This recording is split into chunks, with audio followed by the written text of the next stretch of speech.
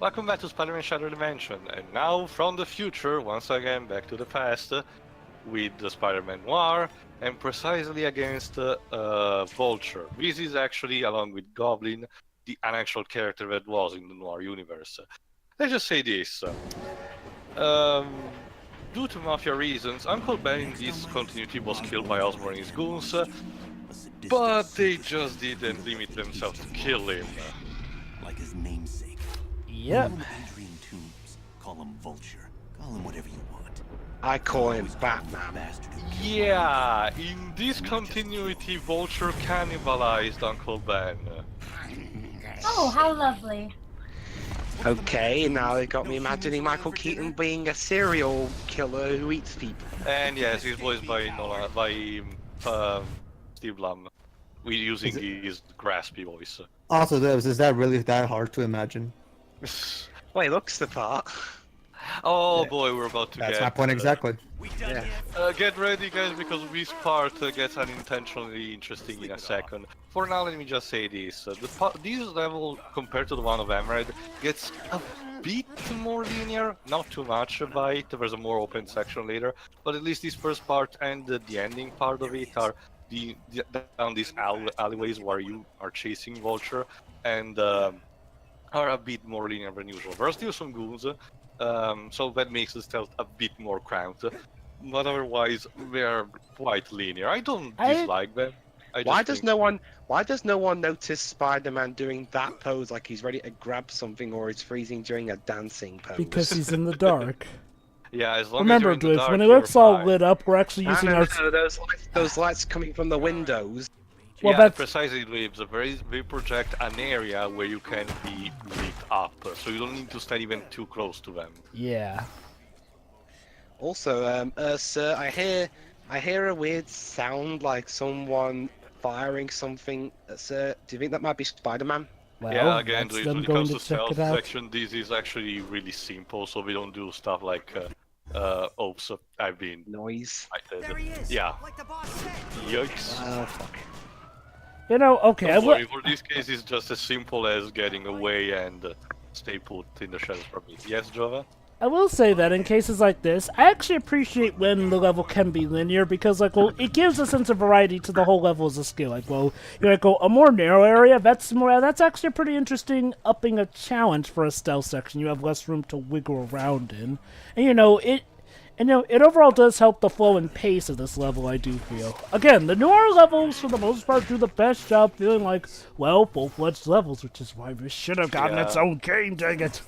Despite also being relatively simple. Once again, they should have got their own game and being expanded upon. I don't know about that one, Joe. Considering how popular Spider-Man is in pop culture, having a whole Spider-Man game for stealth would probably have turned off a lot of people. Well, Well, you can do stealth in some of the later games, so... Sure, there are plenty of Spider-Man games that have stealth in them, so I have no idea. I meant pure stealth like well, this. that's the thing, Dibs. The Noir levels aren't even pure stuff. There are actually combat sections in them. Now their main grab is stealth, but that doesn't mean that there's not places without stealth here and there. What I mean is, this should have been expanded on. Think about it say, how Skull and Bones is essentially the pirate gameplay from Assassin's Creed 4. Yeah, it's the one element, but they do add some other things to make it so that it's more than just that one element, so that it can be its own full-fledged game. That's what I'm talking about. And, that's essentially the idea when, flesh something out into its own game.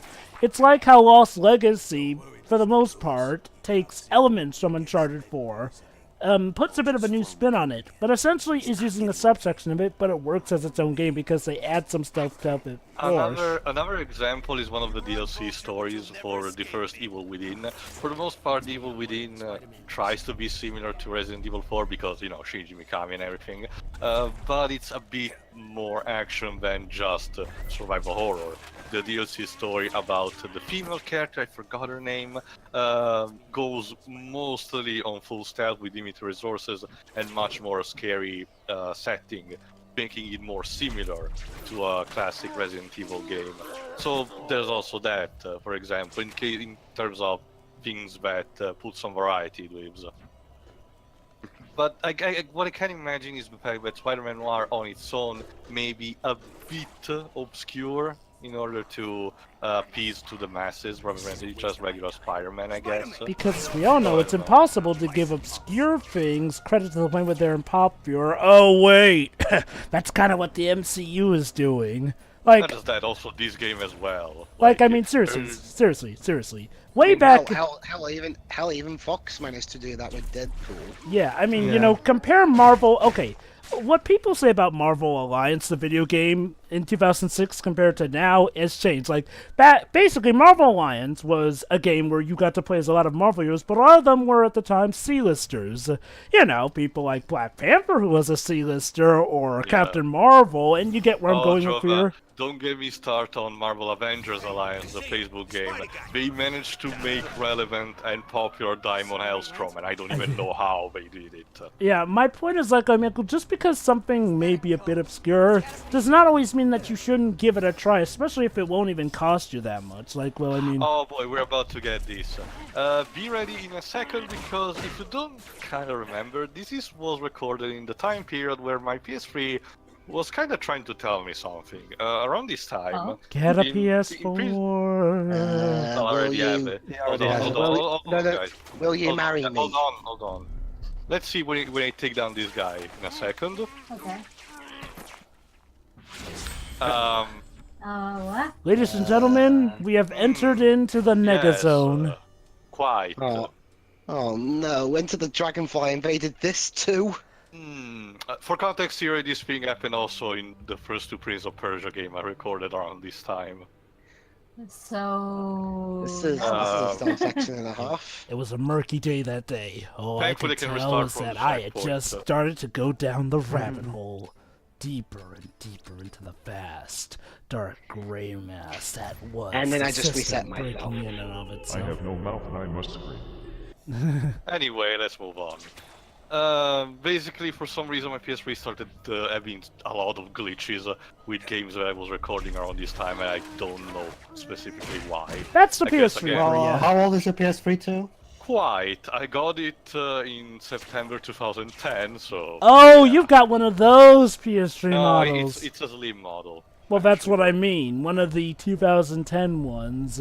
I don't even know if it was new or used. I got it from, let's just say, friend retailer, but I don't know exactly what his methods were to acquire Here's the thing about the PS3. Until 2011, and that's being generous, the more accurate version would be 2012. What's like, well, the sad thing about the PS3 is like, well, it has a lot of great games.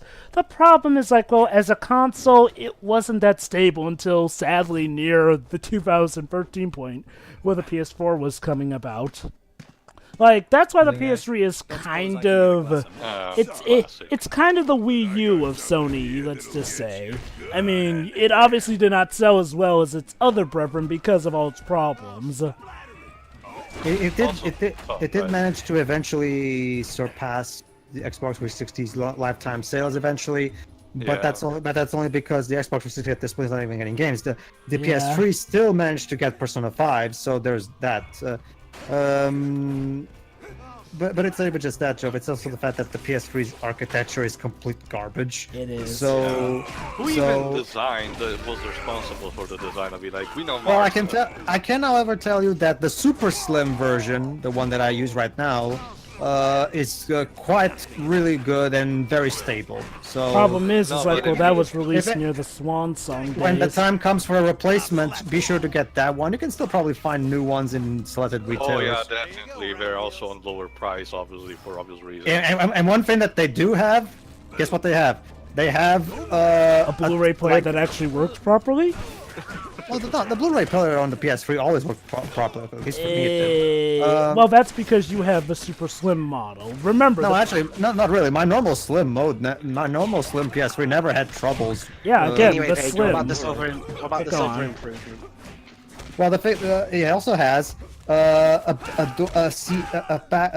CD tray. Sorry, a disc tray, meaning you can actually open the console and take off the disc without even having to turn on the console.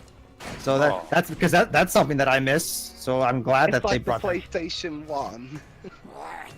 Yeah, anyway, the reason I bring up the Blu-ray player is like, the Blu-ray for the PS3 before the Slim was infamous for being bad, despite it being one of the most marketed things about the PS3. However, hey, how about that? Sony tried to push things that weren't games, and look how that turned out well. I'm sure all companies would learn from that. Here's an interesting change of pace. Since the world is almost completely lit and full of henchmen, it's time to take things on the wall. So basically this is gonna turn into a 2D kind of thing for the moment.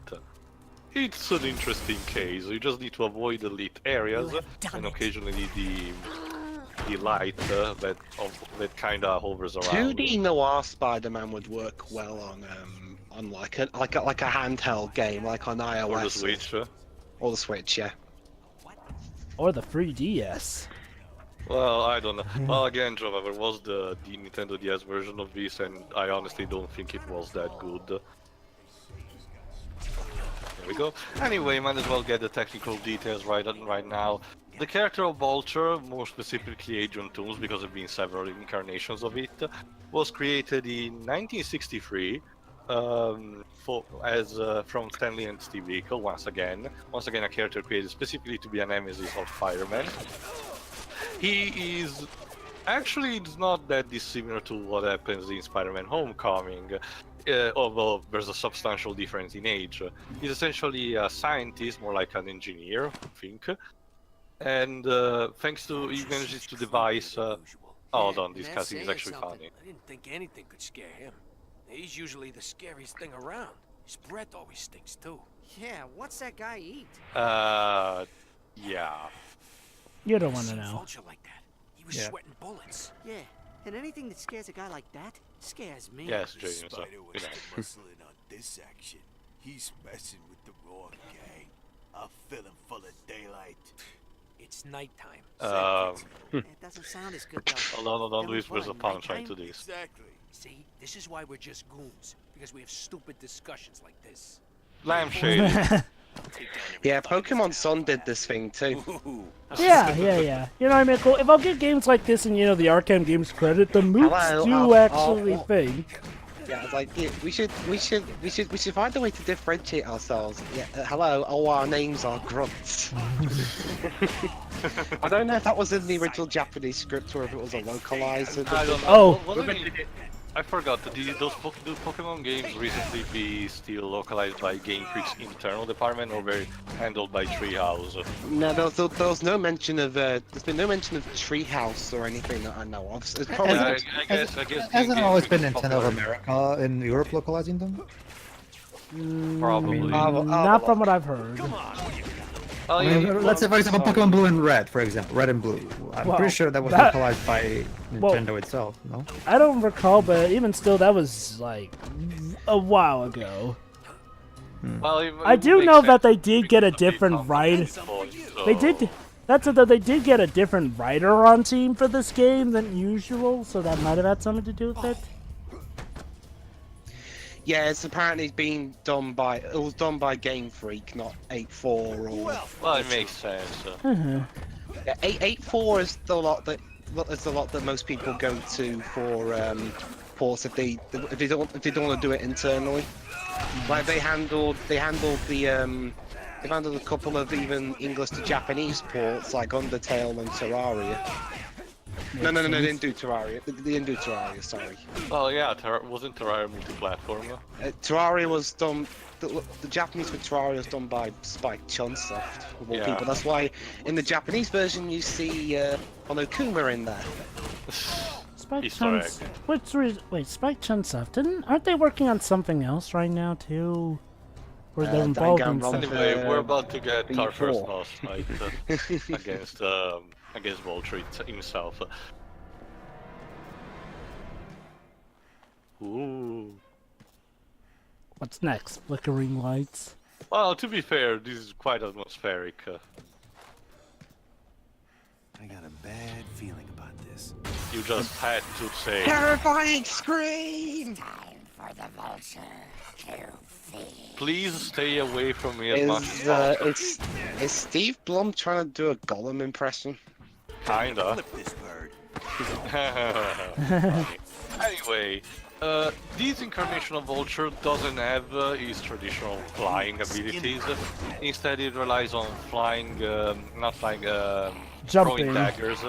Yeah, jumping and throwing daggers. Later on, it will have a different weapon, but I'll not say immediately what it is. It's kind of a surprise for later on, sorta. In order for you to eat him properly, you have to, when he does like that, you need to reach the light and actually point at him, so he will be stunned enough. There we go. Shining a light in anyone's face will definitely irritate their eyes. You also get some nice touches like the shadows in the background being symbolic and stuff. Again, there's a lot of passion put behind this game, it's pretty clear. If only Activision could give a bit more of a budget, sadly. Anyway, like I was saying, the character of Vulture basically discovered his ability to fly. I forgot exactly why he became a super villain, but because it was a Silver Age, it was probably for just heist purposes. More like stealing and stuff. He started off essentially as just a guy who, you know, wanted to... Well, yeah, he was essentially just a heist thief who did it for, you know, the thrill or for money. In later iterations, they actually do give him a more fleshed out character. Like in some... in some versions, he's actually a guy who was wronged by a company who tried to use his tech. So basically, he fought against them and that, became evil because, you know, he wanted revenge and all that. Yeah, guys. Speaking of comic books, on the day we're recording, today was actually Free Comic Book Day here in the UK. Uh-oh. You have a thing like that? Oh yeah, also run. You have a train to catch. Unfortunately, I didn't get. By the time I got there, they only had like 2 sets of comics there, so I just got those. Well, what did you got? I got issue number 0 of Marvel Rising, whatever that is, and issue 1 of a thing called Rock of the Reds, where apparently I haven't read it, but judging from the cover, it looks like a weird hybrid of Cristiano Ronaldo and Steven Gerrard's fighting is fighting Galactus or something. Of course. Wasn't this a thing in America too? Because they were talking about it on the Sonic live stream the other day. What, Free Comic Book Day? Yeah. Yeah, Free Comic Book Day is a worldwide thing. Not here from what I've seen. Sorry. Dang. Hold on anyway. More dialogue before actually getting to the next area. I also got the first issue of IDW Sonic, but that wasn't a free one, but, you know, whatever. Sure, I get the rock. Yeah, best way to start a comic is literally get it at its They have start. that digitally, thank Christ. But I prefer physical stuff, damn it, I'm a traditionalist. Alright, this is another section where you just need to free the hostages. Although it's more open, unlike in the... Well, it's similar to the one in the train station, but here it's on some rooftops, so there's also the component of bottomless pits for you to handle. And the several places are differentiated with each other in terms of how they are guarded by the goons. Bottomless pizza, that sounds like my idea of heaven. Yeah, same. You guys think only about eating.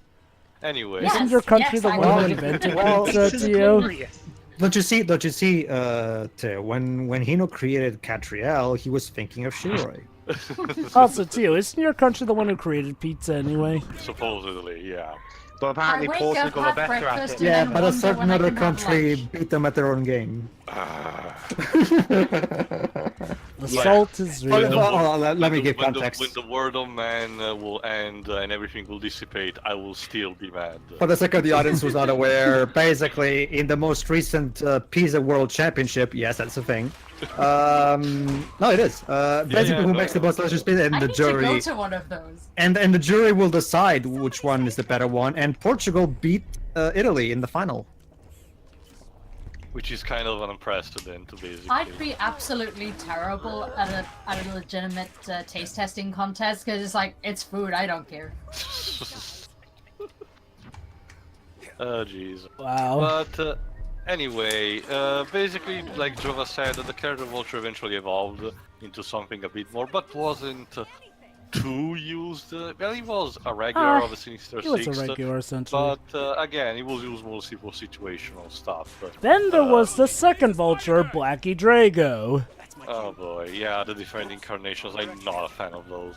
Yeah, because for some legacy reason... character. Okay, if there's one thing that tends to be a trend with Spider-Man villains, it's like, oh, expect another person to take on that villain's persona. Like, seriously. That's the thing, but the characters and these nemesis have gone for so long that at this point it's bound. You know what's sad? Is that the villains themselves have actually adapted and changed over time.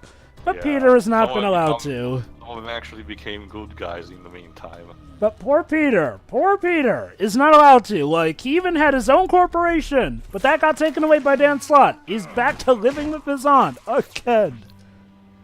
Because the status quo is wonderful and Jokazada loves it. Like, Jova. you know, it's gone beyond just the fact that he's not married anymore annoying me. It's the fact it's that... a joke and it has never been funny. That's pretty much it. I wouldn't even mind if they kept the status quo. If they at the very least allowed, again, it's keeping the status quo is not necessarily a bad thing. It just depends on how you do it. You could at the very least have, you could at the very least, you know, again, you could kept Peter and Mary Jane married. You could, I don't know. That's what we have renew your vows for. You could let them have a kid. I mean, and then technically you could still have the whole. Okay, how about this? Peter and Mary Jane. Oh, is something maybe going on? Actually, don't Pedro, worry, I'm just rescuing what the you're oxygen talking about as pretty much describes Spider-Man Renew Your Vows, which is essentially a universe where one more day does not occur. Peter and Again, Jova, considering what they did to a certain captain that I love, I refuse to go back to Marvel Comics. Okay. I don't blame you. Yeah, I mean, I would recommend some that are currently good, but I don't blame you for not going to Marvel Comics. I mean, look, they've had their flagship hero make a selfish deal with the devil, and they've had the embodiment of America secretly be a Nazi, which makes him have less morals than the Joker. Only for the sake of stupid politic propaganda that Marvel Comics don't really need at this point. The only thing... Shira, did you know that Captain America was a Nazi all along? For some reason. And guess... Hey, but it's okay, guys, because we're having the same guy who wrote that now be the next Spider-Man writer. We're in such good hands. I mean, okay, look, I know that Nick Spencer did do some good stuff, but really, dudes, you gotta know, the stigma of what he did to Cap is not gonna wash off good. Like, well, I mean, yeah, Nick Spencer has done some good stuff, and, you know, on the one hand, we did get Sam Wilson as the current Captain America. He's great. Problem is how we got him. Yeah. Do you think maybe that guy who wrote it was under orders from that guy? Even so, again, Dweebs, for comparison, when DC kind of did this thing with the New 52, a thing that pretty much ruined most of the characters that they had back then. And the DCU is based on it, which explains why it sucks. Most of the writers actually left in protest, including people like Gail Simone, who stayed with DC up until that point, no matter what. These, in turn, urged DC actually to get their shit together, and now, hopefully, they're doing a bit better with the new universe they created. Actually, a lot better. I'll explain and again, then. It's just a shame that in order for it to happen, Watchmen had to be the sacrificial lamb, but it's topic for another time. The current stance with DC Comics was basically Convergence. What was Convergence? Essentially, it was an event where basically it was decided between the old characters that people loved and knew, and the new characters of New 52. And basically stuff got merged here and there. Like, Batman essentially got merged into... Yeah, Batman got merged into a composite of his New 52 stuff and his old self, which was actually pretty great because he has a son, he has his own corporation, Batman Incorporated. Yes, they undid Batman Incorporated falling into shambles after Damian's death, which also got undone. Heck, they even brought back Leanne Harper after years of fan outrage. They even brought back the Joker, making the mystery of all three Jokers at the beginning. Yeah, thankfully they settled down with that, and you know, honestly, I am okay with it because, you know, and you know what? It salvaged the good that the New 52 brought. That's a good thing also. I mean, yeah, we do kind of have some multiples, but for the most part, it's easy enough to follow. Like, the Lois Lane of the New 52 came, but now she's Superwoman because of some disease or something. Yeah. The Superman of New 52 is dead. But Thank God. whereas the old Superman is back and also has his son alive, and he's married with Lois Lane. Batman's actually engaged to Catwoman. Sure, I would have rather it have been to Diana, but all the same, Batman's actually got a working relationship Well, here. Jova, well, hold on. Did you say Superman who's with what? Sorry. Superman's married to Lois Lois Lane currently. Well, look at the bright side, Jova. At least Superman is not married to Wonder Woman. Oh, no, Pedro. I am glad about that. I'm just saying I wish that Batman were engaged to Wonder Woman instead of Catwoman. I think that's what the DC film universe. Yeah, And yeah, I they're do try- appreciate they're that. implying- the Justice League, the possible relationship involvement with Batman and Wonder Woman. Honestly, As long as she doesn't mess around with Superman, I'll be fine. yeah. Well, that's implying we're gonna get to that film past Aquaman. Well, Yeah, we're still because getting the- Captain the- Shazam. And we're getting Flashpoint, which we're getting Flashpoint, which heavily implies. Wait, the Cyborg movie still happening? I think so. Whoops. I don't know, but Last time I heard, it it seemed like it was like put on hold, quote unquote. Oh, it's that like the Flashpoint Gambit movie for Fox. Okay, I haven't read Flashpoint. But Theo, aren't you looking forward to All right, a well- Lobo movie by Michael Bay? All right, what's Dibs got to say? I haven't read Flashpoint, but if it's true that it's but what it does, it reboots everything. It seems a bit too soon for them to just start over. Allow me to Well, explain, they're Dibs. panicking. They're Oh. panicking and they want to basically burn everything to the ground. Allow me to explain, Dibs. Basically, Flashpoint was the story that bridged the gap between the old comics continuity to the New 52. Essentially what happens is that Barry tries to actually do the unthinkable, goes back in time to save his mom. Problem is, that sets off a chain of reactions that brings about an apocalyptic future. So he fixes that, but in the outcome ends up creating the New 52. Hold on, Jova. Yes. Uh-oh. Here's the new weapon that Vulture with continuity loves to use. A weapon to surpass Metal Gear. Molotovs. Molotov cocktails. Yeah, not only is cannibal, he's also a pyromaniac. Hey, he likes his food barbecued. Why didn't he just throw the Molotov cocktail on Spider-Man? He tried to. He did, just but hit the ground. remember, Dibs, Spidey has spider sense, so he was able to dodge it just You maniac! What have you done? Anyway, for this mission, for this part, you just need to rescue some civilians while getting out of the building. Easy stuff. Continue, Joe. Anyway, but yeah, basically Flashpoint is what changed the regular DC universe into the New 52. Now, the movies are based off of the New 52, so high speculation is this. So that they can keep around the same actors, who I'll admit, they're good actors, the speculation is like, well, is that Flashpoint will be used, but in reverse. It will change the DC cinematic universe to be more akin to the DC universe that people know and actually like. They'll probably make it match up more with the current DC Convergence universe. But they tried to do that with Justice League. No, Dibs. What I mean is like, well, this will be done in a way where it actually makes sense for the tone change. As in, Justice like, League was The problem is, in the medium of film, it's really hard. It's harder to get away with doing the same thing again than it is for comics. to be fair, Dibs, Justice League was not what I'd call essentially on par with what Flashpoint's going to be trying to do. Justice League was trying to change the tone of the universe, and my guess is like, well, that's probably their way of setting up for Flashpoint, since Flashpoint was announced before Justice League even finished productions. Yeah. Basically, my speculation, and from what a lot of people are speculating, is like, well, Flashpoint will be used so that they can actually... it's sort of about of wiping the slate clean, but still having the same actors around, so basically then they can actually get a better, fresh start. Which can work, and honestly, if it keeps around the current actors we have, I'm fine with it, because, the actors we do have for the roles, they work pretty well. Like, Gal Gadot, I don't want to give that up as Wonder Woman. Ben Affleck is... Back in January, they replaced the guy who runs the DC film division again. Yeah, which seems to add to the speculation that they're definitely changing I things also up. don't mind Ben Affleck as Batman. He was a legitimately good surprise. And I No, he definitely want was. to see more of Jeremy Irons as Alfred. Like, I was not expecting to love Jeremy Irons as Alfred as much as I ended up doing, but like in every movie, I always have faith. Like, Jeremy Irons to me feels exactly like. Movie, bro. Yeah, but I'll be honest though, hearing two of the writers of the film is What tone did Flashpoint have? Just sum it up real quick. Yeah, Flashpoint had several different tones to it, so what exactly is your one? Board. So I'm definitely gonna trust the guys who wrote the reboot of National Lampoon's Vacation to do it. Yeah, sure, why not? I mean, honestly, if it's gonna be more light, I mean, it would make more sense if the ending will be more lighthearted because that's kind of the idea, you know, getting it so that things aren't so dark and gloomy by the end. Yeah, well, there's also there's a problem of going to the other extreme, though.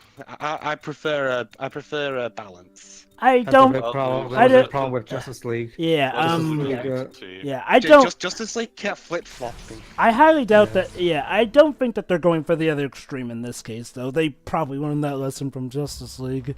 The point being is like, well, basically, and also to be fair, we shouldn't just base the writer based off of just the past stuff. Like, hey, we thought that the writers of Wonder Woman wouldn't be able to give us a good movie. True. Right. Basically, But yeah. we were just talking comic lore. But yeah, going back to the overall gist of things here and here with Marvel, it's like, well, again, currently in comics, DC are doing better than Marvel because their superheroes are actually allowed to be, well, heroes, you know, like, well... Jova, I will go even the step further. Compared to both of them, My Hero Academia, the current... hold on. The current that sounds rising good. Star, or the current rising star of Shonen Jump is actually doing a better job describing superheroes than Marvel and DC are ever doing in these years. Well, okay. To be fair, DC's doing a better job than they have in the past, so I'll give DC credit. Most likely, Jova, because My Hero Academia is actually remembering what superhero stories are supposed to be. Well, that's the thing, Theo. So is DC Comics currently. Like, well, we've got classic Tales of Told. We actually do get to see the legacies. We're still having a limp leg in some places, though, like with Batwoman, kinda, sorta. I mean... And again, Jova, the whole having to sacrifice what Watchmen represents in order to do this. I mean, granted, I'm not that big a Watchmen fan, so I guess that didn't affect me as much. Regardless of being a fan or not, Jova, it's a matter of what Watchmen did and what represents for the comic book superhero stories in general. I understand. The entire message that Alan Moore was trying to give with that comic is being squandered for the sake of having this new continuity. Not that Alan Moore himself wasn't always too clear about it, but I see where you're coming from. Regardless of the not in a sense of the author, Jova, I mean a sense of the message of the book itself. I get that. I guess my main point is like, well, I mean, how exactly are they even ruining Watchmen? By essentially making it actually... Well, Watchmen, to not give away too much spoilers, Watchmen is essentially a deconstruction on superhero stories and what superheroes mean to people and their struggle between each other. In its story itself, essentially the ideas of superheroes are analyzed, dissected, and showcased how actually are Yeah, it's kind of basically a dangerous to society, deconstruction of superheroes. Yeah, if applied to the real-life world. Now you want to integrate them with the DC universe and making it responsible, making their characters like regular superheroes. It's just not working what they were doing in the original idea of Watchmen itself. It also doesn't help that Watchmen itself was not supposed to have original characters, but instead actual DC Comics characters. But I'm digressing, and we're about to have our final boss fight with Vulture anyway. Main point. This part is a bit weird because while the atmosphere is actually really cool, Spider-Man walking slowly on purpose here, and Vulture monologuing about actually activating the fragment, you don't get subs, and Vulture sounds way too low for this bit. So it's kind of a bit overruined by the audio mixing, and it's kind of the only fit what happened here. I'm guessing they're trying to be like the I'm not saying that they're trying to rip off of Arkham Asylum, but I'm guessing that this is supposed to be something akin to what Arkham Asylum does, fooling you into thinking that your console is messing with you. Were developed at the same time. I just wish the just subs would have been better for this. Anyway, time to see what the fragment actually does to Vulture. Let's see, a cannibal who loves fire. What could possibly go wrong? Yak. Ow. But hey, at least when he uses fire on his victims, they'll be cooked. I'm not sure if that's a good thing, he believes. Well, Again, Another thing that I'm not a cannibal, Yeah. but I prefer having my food. I can tell you this for being not really an expert, but knowing how to cooking things, it ultimately depends on the type of meat that you wanna prepare. It also depends on the dish that you're trying to prepare, obviously. Oh no, I've been learning how to cook things too. That's a good one. Anyway, you're gonna get a lot of first-person encounters with the Vulture, starting from the very beginning. So also you're gonna need to test your dodging and hitting with the left and right stick, which again for the first-person struggle are not maybe too that depth. You know, they could have been developed a bit more. But from what they tried to convey, it's actually you know, serviceable what we could gonna do. Now for this new boss fight, other than the powers of the stone, Vulture will start throwing Molotov at you. Now, the Spider Sense will highlight you some actual boxes. If you manage to have Vulture hit them, one of them, while standing around, it will cause an explosion and will actually damage him quite a bit. I don't think I managed to trigger it because it's actually really hard. You need to have Vulture position in a specific way and throwing you actually the bottles in another specific way. So just beating it up will be fine. Occasionally you get also the sequences with the light arrow that you need to point at him. But there's gonna be a twisted involving also the power of a fragment to give it.